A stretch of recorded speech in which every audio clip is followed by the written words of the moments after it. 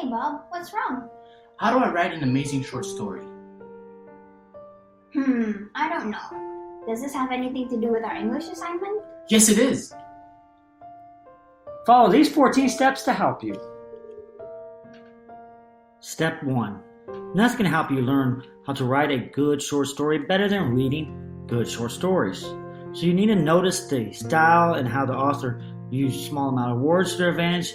Choose authors that you enjoy, but pay attention to how authors develop their characters, write dialogue, and structure their plots. Step 2. Collect ideas for your story. Inspiration can strike at any time, so carry a notepad with you wherever you go so that you can write down story ideas as they come to you. Most of the time you'll think of small pieces of information, and this will help you keep yourself organized and not get frustrated in the future when you're actually writing your story. Step 3. Begin with the basics of a short story. Introduction, character, setting, plot, initiate actions, rising action, climax, conclusion, following action. All these areas you need to start with before you even write your story.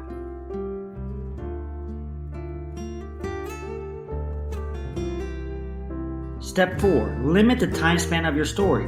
A novel can last over millions of years and have multiple plots and different locations and multiple characters, but a short story should occur in a relatively short period of time and typically won't have more than one plot and 2 or 3 main characters and one setting. Step 5. Decide who will tell the story. There are 3 main points of view for which a story is told. First person I, second person would be you, and third person he or she. Each way of these telling a story actually changes the way the story is written and read, so make sure you pick one and stick with it. Step 6. Organize your thoughts. After you prepare the basic elements of your story, it can be helpful to do a timeline in a way to help you decide what should happen when. Your story should consist at least of introduction, an rising action, climax, following action, and resolution. You can draw or write a visual to help you. Step 7. Start writing. Depending on how thoroughly you sketch out your plot and your characters, the actual writing process needs to start by now. You generally will need to look at different aspects of your writing, make sure that you're trying to follow your outline, but your story will change by the time you finish your story. Step 8. Come out swinging. The first page, some would even say the first sentence of any writing should grab the reader's attention and leave him or her wanting more. A quick start is especially important in short stories because you don't have much room to tell your story. So make sure that your first sentence is a great one. Step 9, and this is a very important step. Keep writing. Almost certainly going to hit some bumps in the road and to finish your story. You got to work through them though.